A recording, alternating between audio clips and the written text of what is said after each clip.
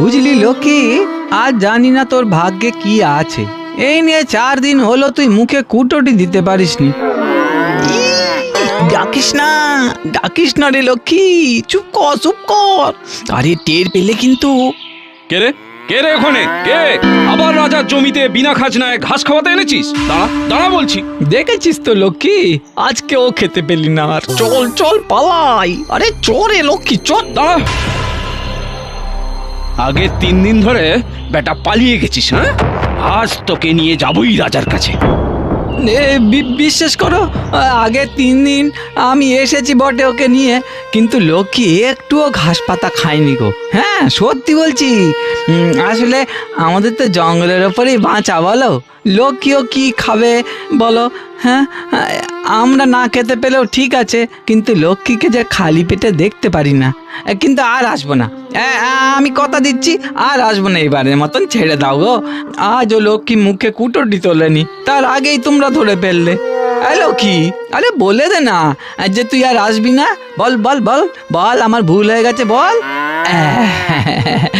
এইবারে ছেড়ে দাও, এই সত্যি বলছি, আর আসবো না গো আমরা। ঠিক আছে, এবারের মতো ছেড়ে দিচ্ছি, কিন্তু আর যদি এই জঙ্গল বা এর আশেপাশেও দেখি না, তোকে কিংবা তোর এই গরুকে ধরে একদম রাজার কাছে নিয়ে যাব। যা, পালা এখন, যা।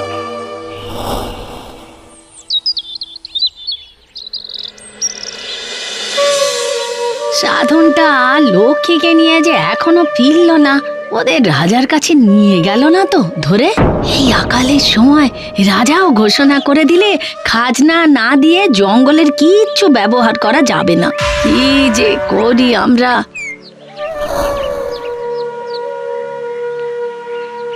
কি রে, লক্ষ্মীটা কি আজ একটু খেতে পেয়েছে নাকি আজকেও? না গো মা। সে কি রে, শোন, যা অবস্থা, আমরা আর জঙ্গলে যেতেই পারবো না, কিন্তু লক্ষ্মীকে যে এরম না খাওয়া অবস্থায় দেখতে পারবো না বাবা। আজ বরং তুই হাটে গিয়ে লক্ষ্মীকে কারোর কাছে বেচে দিয়ে আয়। ও মা, লক্ষ্মীকে বেচে দেবে? আর তো উপায় নেই কিছু। কাল আমরাও তল্পি তল্পা গুটিয়ে অন্য কোথাও চলে যাব।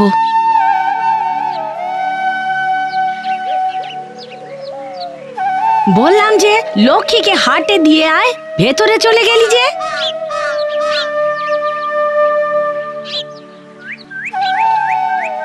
বাবা, লক্ষ্মীকে দিয়ে আসছি, কেমন?